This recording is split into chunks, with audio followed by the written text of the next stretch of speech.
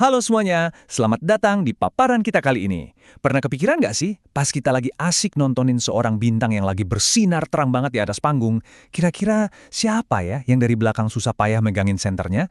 Nah, hari ini kita bakal ngebedah bareng-bareng sebuah cerita seru dari balik layar dunia hiburan.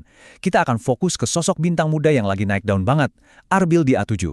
Kita bakal lihat lebih dekat gimana sih dia sangat mengandalkan sistem pendukung alias support sistem terkuatnya buat bertahan di tengah ketenaran. Siap-siap ya, karena pembahasan ini bakal benar-benar buka mata kita soal apa arti sesungguhnya dari sebuah dukungan komunitas. Oke, kita langsung masuk aja nih ke pembahasannya. Angka 18. Ini jelas bukan sekedar angka biasa loh. Buat Arbil DA7, ini adalah titik balik yang absolut. Ya, bener banget. Momen krusial transisinya menuju fase kedewasaan. Masuk usia 18 tahun, tuh ibarat ngebuka babak baru kehidupan yang, jujur aja, datang dengan tanggung jawab yang jauh lebih berat. Nggak cuma sebagai individu biasa, tapi juga sebagai public figure yang gerak-geriknya diawasi banyak orang. Terus gimana cara dia merayakan milestone sebesar ini? Bab 1, kejutan manis di usia 18. Jadi gini, walaupun ulang tahun Arbil aslinya jatuh di tanggal 18 Maret, ternyata perayaan dan doa-doanya tuh nggak berhenti di hari itu aja. Coba bayangin, di bulan April, dia dapat kejutan makan malam privat yang super elegan. Nuansanya navy dan gold. Mewah sih, tapi tetap berasa banget hangatnya. Dan yang bikin ngakak tapi sweet banget, di tengah kemewahan itu ada kue ulang tahun tema Dora. Katanya sih, ini candaan yang nyesuaiin sama karakter suara Arbil. Personal banget dan penuh perhatian kan? Bab 2. Kekuatan Yibi dan Arbilion. Nah, dari visual pesta yang sekeren tadi, sekarang kita beralih ke balik layarnya. Siapa sih arsitek sesungguhnya di balik acara kece ini? Pasti banyak yang mikir ini kerjaan event organizer mahal kan? Wah, ternyata bukan. Ini murni mahakarya dari basis penggemar setianya Arbilion sendiri. Kenalan dulu nih sama Yibi dan Arbilion. Mereka ini sekali lagi, bukan cuma sekumpulan fans yang kerjaannya teriak-teriak heboh di barisan depan. Enggak, sama sekali.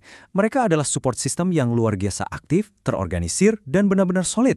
Buktinya, buat acara dinner yang elegan tadi, tim Yibi tuh rela turun tangan langsung buat ngerancang dekorasinya. Mereka beneran pergi ke pasar, milih-milih bahannya sendiri, dan ngerangkai itu semua pakai tangan mereka sendiri demi nyenengin sang idola. Dedikasi level dewa kan? Ini sih udah jauh beda kelasnya. Dan ini tuh tergambar jelas banget lewat mantra atau slogan kebanggaan mereka. Yebi keren, Yebi hebat, Yebi kaya. Kaya bukan soal harta, tapi juga dari hati untuk berbagi. Keren banget ya. Mereka sama sekali nggak ngukur kekayaan dari seberapa tebal dompet mereka, tapi dari seberapa besar kemurahan hati mereka. Mentalitas berbagi inilah yang pada akhirnya bikin Arbil tetap membumi. Dukungan mereka tuh lebih dari sekedar ngeramain acara, tapi benar-benar wujud cinta nyata yang jadi semacam benteng pelindung buat Arbil dari kerasnya tekanan industri hiburan. Bab 3, ujian mempertahankan kesuksesan.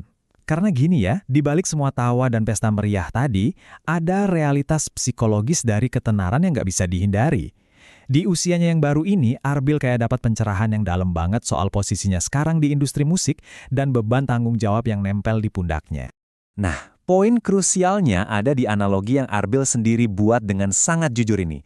Sisi A, yaitu proses naik dan berjuang sampai ke puncak, melawan sisi B, yaitu momen mempertahankan posisi itu. Buat dia, bertahan di sisi B itu tingkat kesulitannya jauh lebih gila. Logikanya kan gini, makin kita dikenal, tanggung jawabnya juga otomatis meledak drastis. Itulah kenapa fanbase seperti Arbilion dan Yebi benar-benar jadi jangkar emosional yang amat sangat vital buat karirnya. Tanpa kekompakan mereka, nyoba bertahan sendirian di sisi B itu ibarat nahan ombak badai sendirian. Hampir mustahil. Bab 4. Arti sesungguhnya sebuah dukungan.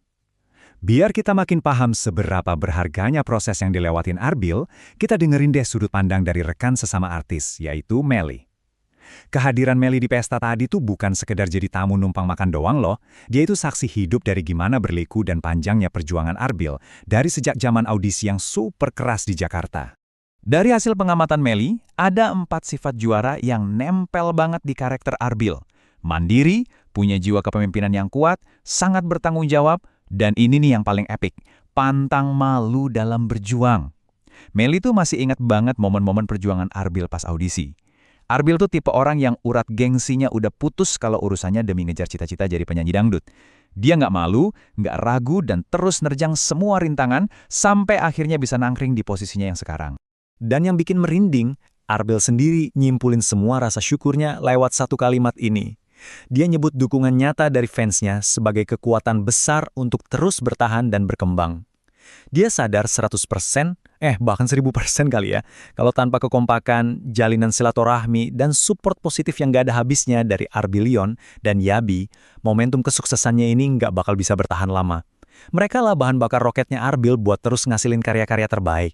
Bab 5. Ambisi besar masa depan. Sekarang, coba bayangin, anak muda umur 18 tahun punya support system sekuat baja, kira-kira apa gebrakan dia selanjutnya? Benar-benar menginspirasi ngeliat gimana dia udah mulai bikin peta rencana buat naklukin masa depan. Coba deh kita intip daftarnya. Ambisinya makin melebar kemana-mana loh. Dia nggak mau cuma nongkrong di zona nyaman musik dangdut aja. Visinya udah mulai masuk ke ranah bisnis, dia pengen jadi CEO, buka usaha di banyak tempat, dan mulai melek investasi. Di dunia entertainment, dia punya target kolaborasi bareng Melly, pengen nyemplung jajal dunia akting lewat sinetron, dan tebak apa? Dia bahkan berencana bikin gebrakan gabung ke sebuah band. Lompatan visi yang gokil banget, nunjukin keberaniannya buat nguras habis semua potensi di dalam dirinya. Tapi tahu nggak yang paling kocak? Di balik ambisi segede gajah itu, tetap aja keluar celetukan jujur ala anak mudanya. Arbil dengan santainya ngomong, CEO apa aja yang penting jadi duit. Asli, ini relatable banget kan? Bikin senyum-senyum sendiri. Ini nunjukin kalau biarpun mimpinya setinggi langit, kakinya tetap napak di bumi, dan selera humornya sama sekali nggak luntur. Dia mungkin masih raba-raba mau bisnis apaan yang pas, tapi mindset kerja kerasnya tuh udah nyala terang benderang. Tapi ya, ujung-ujungnya dari semua daftar ambisi panjang itu, muaranya cuma satu hal yang paling fundamental. Membahagiakan semua orang. Arbil negasin banget kalau motivasi paling intinya tuh cuma mau bikin orang tuanya bangga. Dan pastinya dia pengen banget ngebahagiain dan ngebalas budi semua orang yang udah mati-matian ngedukung dia dari masih nol besar. Rasa syukur dan cinta dari support sistemnya inilah yang akhirnya menjelma jadi sayap buat Arbil, biar dia bisa terus terbang makin tinggi. Sebagai penutup paparan kita kali ini, saya mau ngajak kamu semua buat ngerenungin satu hal nih. Perjalanan Arbil ini ngasih kita satu tamparan fakta yang positif banget